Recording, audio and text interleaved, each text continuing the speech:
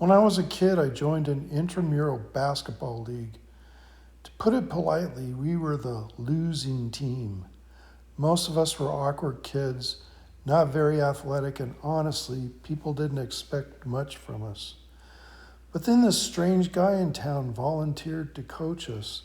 He was an eccentric millionaire, a single guy. He lived differently than everyone else. People thought he was odd, but I liked him. I didn't have a father growing up, and in a strange way I started looking up to him like one.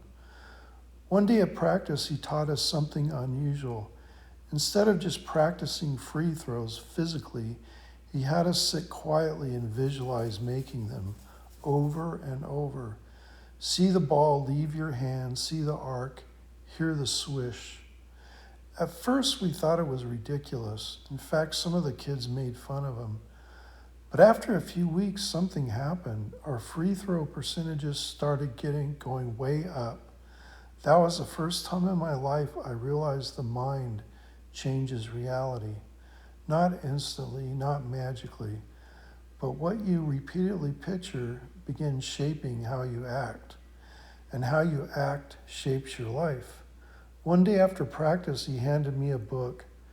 It was called Think and Grow Rich by Napoleon Hill.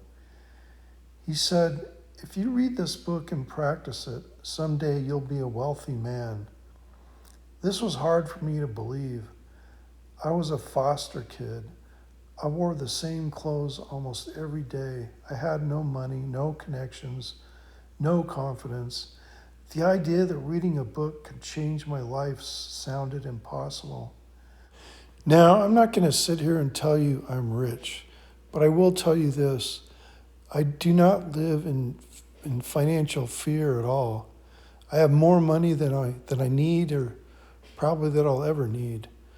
And I believe a big part of that is started with learning how to think differently.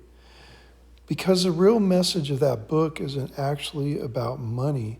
It's about building a mindset, a consciousness aimed towards growth instead of defeat, towards creation instead of self-destruction, toward possibility instead of limitation.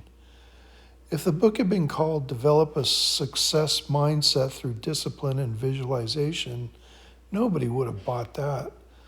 So they called it Think and Grow Rich. But now I'm taking that same principle into art. I'm going to draw and grow rich, not just financially, but spiritually, mentally, creatively.